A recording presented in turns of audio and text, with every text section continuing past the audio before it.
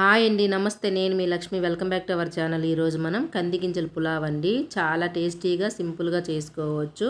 ఇప్పుడు సీజన్లో మనకి కంది గింజలు అనపకాయలు అనేది దొరుకుతాయి కాబట్టి తెచ్చి చేసుకోవచ్చండి.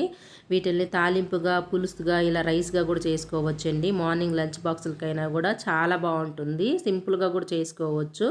దీనికి కాంబినేషన్ పెరుగు చట్నీ అయినా లేదా ఉట్టిదైనా కూడా బాగుంటుంది. ఇప్పుడు ఇది ఎలా చేయాలో తయారీ విధానం చూద్దాం రండి. ముందుగా ఒక మిక్సింగ్ బౌల్లోకి ఒక గ్లాస్ నిండా రైస్ తీసుకునేసి వీటిల్ని శుభ్రంగా 1-2 సార్లు కడుక్కునేద్దాము. నేను నార్మల్ రైస్తోనే చేస్తూ ఉన్నాను. ఒకవేళ మీరు బాస్మతి రైస్తో చేసుకోవాలన్నా చేసుకోవచ్చు. ఇప్పుడు ఇందులో నీళ్లు వేసుకున్నాం కదా, వీటిని శుభ్రంగా కడుక్కునేసి మళ్ళీ రైస్ మునిగేంత వరకు నీళ్లు వేసుకునేసి వీటిని ఒక 10 నిమిషాలు పక్కన పెట్టుకునేద్దాము. ఈ లోపల మనం కంది గింజలనంతా ఒలుచుకునేద్దామండి. ఈ కంది గింజలు వచ్చేసి 250 గ్రాములు, అంటే 1/4 కిలో ఉంటాయండి. ఈ మనం తీసుకున్న రైస్కి ఇవి కరెక్ట్గా సరిపోతుంది. ఇప్పుడు ఇది మనం చిక్కుడుకాయలు ఒలుచుకుంటాం కదా, అదిలాగా ఒలుచుకునేస్తే సరిపోతుంది. గింజ కూడా చూసారు కదా, ఇట్లా ఉండాలండి. గింజ కూడా మరీ చిన్నగా ఉన్నా కూడా రైస్లోనే మెత్తగా అయిపోతుంది. కాబట్టి కొంచెం ముదురు గింజలు తీసుకోవాలి. ఈ కందికాయలు అనేది తాలింపు పులుసు చేస్తే కూడా చాలా బాగుంటుంది. చపాతీకి, సంగటికి అది కూడా చేసి పెడతాను మన ఛానల్లో. ఇవి ఉట్టిగా కూడా ఇలా ఉడకపెట్టుకొని సాయంత్రంగా స్నాక్స్ లాగా తినొచ్చండి. సూపర్ టేస్టీగా ఉంటాయి. మొత్తం మనం ఒలుచుకున్న కంది గింజలు ఇన్ని వచ్చినాయండి. మనం తీసుకున్న 250 గ్రాములకి వచ్చిన పప్పు ఇది. ఇప్పుడు దీన్ని పక్కన పెట్టుకునేసి ఒక మిక్సీ జార్లోకి ఒక చిన్న అల్లం ముక్క, 2 పలుకులు వేసుకోవాలి. అలానే ఒక 10-15 తెల్లబాయలు వేసుకునేసి ఒక 6-7 పచ్చిమిరపకాయలు వేసుకునేద్దాము. ఇప్పుడు వీటిల్ని మిక్సీ వేసుకునేద్దాం. మరీ అంత నున్నగా కాకుండా బరగ్గా కాకుండా ఇలా వేసుకోవాలండి. ఇలా వేసుకునేస్తే సరిపోతుంది. ఇప్పుడు దీన్ని పక్కన పెట్టుకునేసి స్టవ్ మీద ఒక కుక్కర్ పెట్టుకునేద్దాం. ఇందులో ఒక 2 స్పూన్లు నెయ్యి, 2 స్పూన్లు నూనె వేసుకోవాలండి.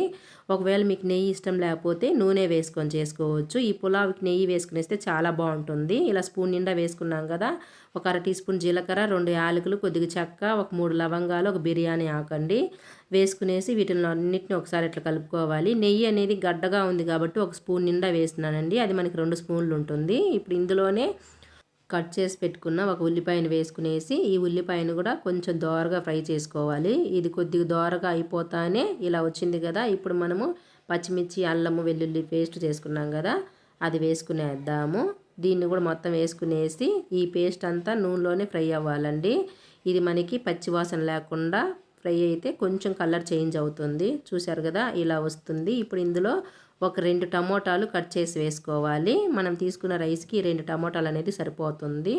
ఇప్పుడు ఇందులోనే ఒక 2 బంగాళదుంపలు కూడా వేసుకోవాలండి. బంగాళదుంపలు అనేది చిన్న సైజు తీసుకున్నాము. అలానే మనం ఒలిచి పెట్టుకున్న కంది గింజలు కూడా వేసుకునేసి వీటిని ఒకసారి ఇట్లా బాగా కలుపుకునేసి, ఇలా బాగా కలుపుకున్న తర్వాత ఇప్పుడు ఇందులో రుచికి సరిపడంత ఉప్పు వేసుకునేసి, అలానే ఒక చిటికెడు పసుపు, ఒక స్పూన్ మిరప్పొడి, ఒక స్పూన్ ధనియాల పొడి, ఒక చిటికెడు గరం మసాలా వేసుకునేద్దాము. మనం పచ్చిమిరపకాయలు వేసుకున్నాం కాబట్టి కొద్దిగా ఒక స్పూన్ మిరప్పొడి అయితే సరిపోతుంది. ఒకవేళ మీకు మిరప్పొడి వద్దు అనుకుంటే పచ్చిమిరపకాయలు ఎక్కువ వేసుకోండి, సరిపోతుంది అట్లయినా కూడా. ఇప్పుడు మొత్తం ఇది వేసుకున్న తర్వాత ఒకసారి ఇట్లా అంతా కలుపుకునేసి మూత పెట్టి ఒక 5 నిమిషాలు దీన్ని మగ్గనిద్దాము. మనకి బంగాళదుంప ఇదంతా కొంచెం మగ్గుతుంది కదా. ఇప్పుడు 5 నిమిషాల తర్వాత మూత తీసి చూస్తే చూసారు కదా, మనకి అన్నీ బాగా ఫ్రై అయిపోయినాయి. ఒకసారి ఇట్లా బాగా కలుపుకునేసి మనం కడిగి పక్కన పెట్టుకున్నాం కదా రైస్, అందులో నీళ్ళన్నీ వంపేసుకునేసి వేసుకునేద్దాము. నేను కుక్కర్లో చేస్తూ ఉన్నానండి ఈ రైస్ని. ఒకవేళ మీరు నార్మల్ గుండంలో చేసుకోవాలన్నా చేసుకోవచ్చు. కుక్కర్లో అయితే కొంచెం తొందరగా అవుతుంది, అంతే తేడా. ఇప్పుడు ఇట్లా ఒకసారి అంతా కలుపుకున్న తర్వాత ఇప్పుడు ఇందులో కొద్దిగా పుదీనా, కొద్దిగా కొత్తిమీర వేసుకునేద్దాము కట్ చేసి చిన్న చిన్న ముక్కలుగా. ఇలా మొత్తం ఇవి కూడా వేసుకున్న తర్వాత ఒకసారి అంతా కలుపుకునేసి దీనికి సరిపడాన్ని నీళ్ళు వేసుకునేద్దామండి. మనం తీసుకున్న నార్మల్ రైస్ కదా కాబట్టి దీనికి 1.25 గ్లాస్ నీళ్ళు వేసుకుంటా ఉన్నాను. నీళ్ళు అనేది రైస్ని బట్టి ఉంటుందండి.